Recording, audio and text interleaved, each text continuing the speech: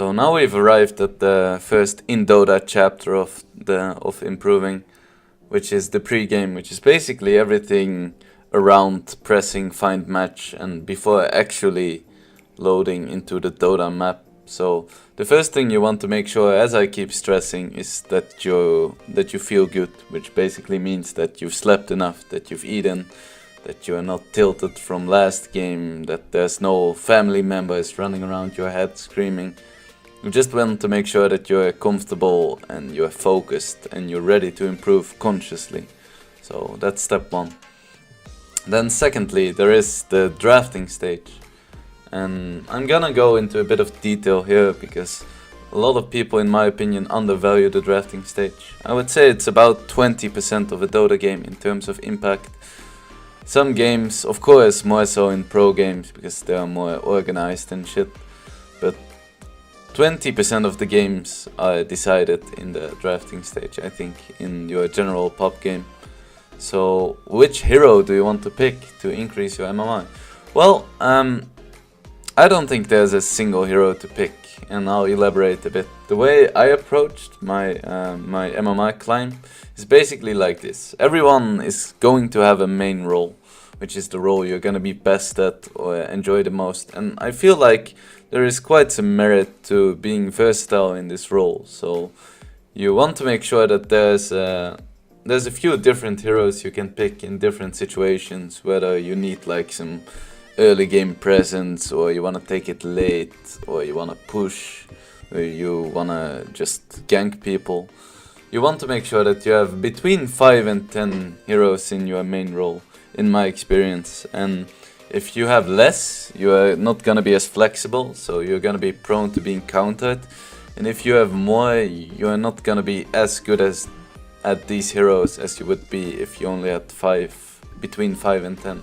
So I think that's basically the sweet spot. And of course this is different for everyone. Some people are gonna get better results if they only pick like 3 heroes, and some people, well, it's not gonna be a lot of people, but some people are gonna have a great time just randoming every game. I don't know, so experiment with this a bit and just find out what works best for you. But I think between 5 and 10 heroes is the way to go, and it's how I did it, so I would recommend that. Then, of course, you're not gonna get your role every single game. So I think it's very, very nice to have 1, 2, maybe 3 heroes even in every single other role that you're not only going to be good at and play a lot, but actually have a lot of fun with. Previous few patches I would get really annoyed because I am a carry player, and carry players often don't get to play carry unless they're the highest rank, and this can be very frustrated. So I just found myself 1 or 2 heroes in every single role that I would just really enjoy playing. For instance, when I had to play position 5, I would pick Shadow Shaman because he's really good at bullying people in lane. He has these really strong disables, and other than a lot of other position 5 supports, he can actually push on his own. He can split push, and this is a style of Dota that I really enjoy. So picking Shadow Shaman would not only be good for me winning the game because he is a very strong hero, but he also really fit my playstyle. So when I had to play support, I wouldn't be like, damn, I have to play support again, I hate this game. I would be like, alright, I'll play Shadow Shaman. I'll go buy some wards and then play some wards to push towers. And this would be a lot of fun for me. So if you're gonna be excited about other roles, you're just gonna have a better time and you're gonna climb MMR easier because you're not gonna be as frustrated. And playing other roles it's not optimal if you want to improve at a certain role, but it can help you give some perspective. Because when I play support, I just know I'm gonna have a better idea of what it's like to play support. So when I play carry, I know what my support is going through and how I can help him and the best ways he can help me. So it's not the best, but it can help you a little bit. So then there is the question of which specific hero to pick, and I feel like a lot of people, they just counter pick heroes, you know? someone picks Storm, they pick Anti-Mage. And while in theory this can be very good, I feel like in the grand scheme of things, it's going to be better to look at the enemy team and look at your own team and figure out what style of Dota they want to play. Do they really want to pressure lanes? Do they want to go late? You need to think about this, and in my opinion it works way better to counter a style of Dota than to actually counter a single hero. So for instance, your enemy, they picked a PA, and they picked an Earthshaker support, and they picked a Treant support.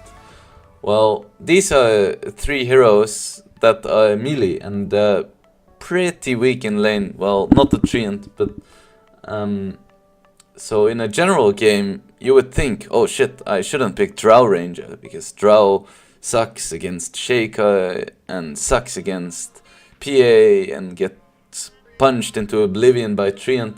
But if you think about their style of Dota, it's gonna be very passive in the early game. And a hero like Drow is going to punish that. So in another situation where you see like a Chen and like some Dragonite, you can pick Kotal because it's gonna counter their pushing style of play. And you need to really think about this, especially when you're a core player, because as a support you sometimes just have to first pick, and that's fine. But I would recommend you to not only look at individual heroes, but look at play styles. And I think this can really improve your drafting. So then there is always this question of, I'm trying to climb my MMR, but I'm having a really tough time playing against X hero, whether it be a Brute or a Shadow Fiend or something like that. And the answer to this question is very simple. Just play some unranked or play some party queue and first pick this hero in the exact same situation.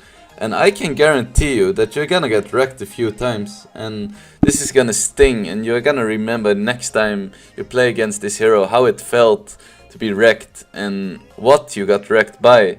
So if you want to learn how to play against something, it's very simple. Just play it yourself and someone else will find the answer for you. It's super simple. So then there is synergy picking. I mentioned a bit about countering playstyles, but sometimes it's gonna be very nice to just pick heroes that synergize nicely with your team. So for instance, if you have a mid Lash, you might just wanna pick some roaming Sand King, so you have setup, even if it's not great against their heroes or it's not great against their playstyle. Sometimes you just wanna find a teammate to play together with and just have some synergy, especially in a lane. I mean, later on, pubs are chaos, but if you can get some strong lane combination going, it's gonna win you the game a lot of times. Because people in pubs, they tilt very fast. So if you have a strong lane with some really good synergy in there, like some setup stun into Mirana or like Pudge Omni Knight, it's gonna win you a lot of games. So you need to think about what your allies have picked and how you can exploit this, especially in the laning stage. So what do I think about spamming heroes? Well, this is actually one of the biggest insights I've ever gained about Dota on my journey to getting high MMI. When I started, I thought that it would just be best to be able to play a lot of different heroes, so you would be prepared for any situation, and while that is true, I spoke about this with Excalibur, and when you play a lot of heroes, when you just play your game, you're gonna be learning the heroes. So if you play like 50 different heroes, you're gonna learn 50 different heroes. However, you need to keep in mind that because you are playing so many different heroes, your brain needs to adapt to all of these different playstyles and stuff. Well, if you play just a few heroes, you actually learn the heroes, and then you learn them and you get really good at them, and when you are really good at them, you start learning the actual game. So when I started, I would just random and pick like every single hero in the game, and I feel like this really helped me back a lot. Something like 6 months ago maybe, I started with the strategy I'm explaining you guys, and it really helped me so much to just pick one hero and then spam it, and then pick another hero and spam that, and in this way I have like 5 heroes I'm really comfortable with on my role. And this is so nice, because I believe in Dota there's hero skill and there's general skill. And if you play every single hero in the game, you're gonna be able to play a lot of heroes, but your general skill is not gonna be that great because you don't practice it as much. But if you only have one hero you play, you're gonna have a lot of general skill and skill on that particular hero, but like your average hero skill is still gonna be pretty low, so you're gonna be a one-trick pony. And I don't think anyone wants to be a one-trick pony, so as I said before, just pick a few different heroes in your main role, get really good at them, and have these backup heroes for when you need to play another role. I think this is the best way you can set yourself up for success. So the picking stage is obviously very important, but there's a few other things that you should probably consider before the game actually starts. So the first thing that I like to do is just to talk to my team a bit, just like see what kind of people I'm dealing with and try to get everyone on the same page. Like I would tell people what kind of items I was gonna buy, or if I think we're really strong at a particular timing, or if I have an idea about how the enemy is going to lane. I just like to talk a bit with my team to just make sure that everyone is kind of on the same page and that everyone knows what everyone wants to do. And every game there's gonna be people who just don't say a word, or there's people who refuse to speak your language. But if you just, before the game starts, just talk with your team a little bit, you're gonna be better prepared for the game to come. And in a similar vein, I think before the game starts, it's very important to think about what you actually want to do. I wouldn't recommend anyone to just go into a game and just start playing. Before you start, you should think about your win condition already. You want to think about your items and your timings and the timings of your team and of course the enemy team, so that you have an idea of not only who you have in your team as players, but also like the heroes in general and the timings. They're very important. You shouldn't play without a plan, and in the pre-game you don't have a lot to do but think, so try to consider that. Just think about the game, what you're gonna do and who you're gonna do it with.